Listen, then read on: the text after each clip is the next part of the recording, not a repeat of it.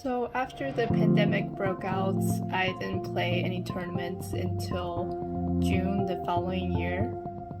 In between that time, I took the time to finish my master's degree and also to rest my injured foot. What I did to prepare for 2021 season was to practice a lot at the academy. We practiced about 3 to 5 hours every day, and I also did fitness for about an hour and a half every day. And also right before my first pro tournament back, I went back to Taiwan to train with University of Taipei and also to play the national college games.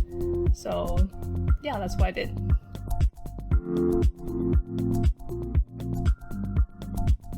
Yes, you're right. The most impressive match of last year was the match we played in Olympics, because of course we played the #1 tennis team in the world, and also it was the biggest tournament I've ever played in my life.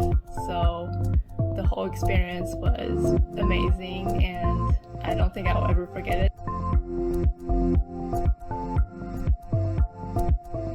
We definitely had a lot of trouble trying to prepare for Olympics because of the short notice, but I think the biggest difficulty was trying to get to Tokyo. The rule was that we had to take 2 PCR tests within 3 days, and it was already difficult to do that, but also we had to only use the testing sites that were listed by the Olympics committee. It was just, there were not too many places on the list, and I actually had to drive about 6 hours round trip just to get a test. So we were really relieved that we were able to get through that and get to Tokyo. Once we got there, everything was more exciting, but we also had to get used to the courts. We had to get used to the time zone, and we also had to get used to my partner because it was our first time playing together. Just a lot of obstacles, but I was still really happy with how I played, so it was just a great experience overall.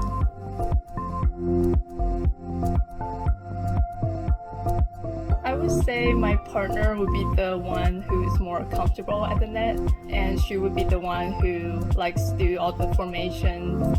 I'm okay with that. I sometimes use it during my pro matches, so it was also natural for me to use some of the formations. But yeah, I think my doubles partner would be the one that suggests doing more of that kind of stuff.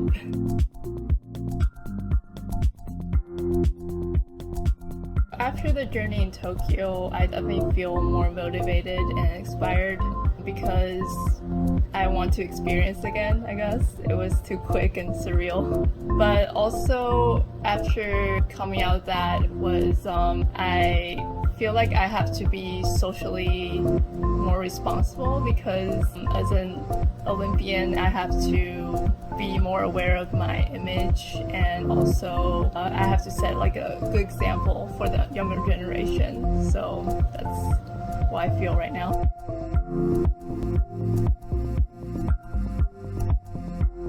Yes, that was definitely a good way to end the year. I was supposed to play with another girl. She asked me about 2 weeks before Naples, and for some reason the next week she just texted me and said her coach found another partner for her, and it was before she asked me, so she basically ditched me. I had to look everywhere for another partner, and I literally couldn't find anyone. But like a few days before the tournament, Jessie just messaged me. She told me she decided all of a sudden to come to Naples and she was looking for a partner. So yeah, the rest was history.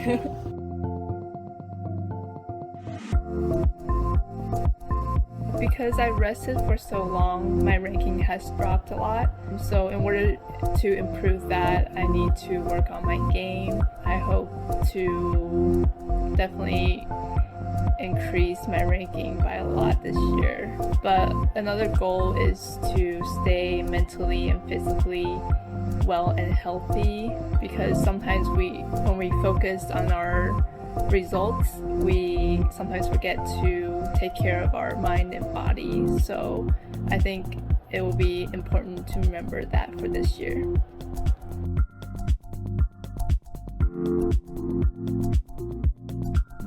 大家好，我是网球国手许婕妤，祝福大家虎虎生风，虎年行大运。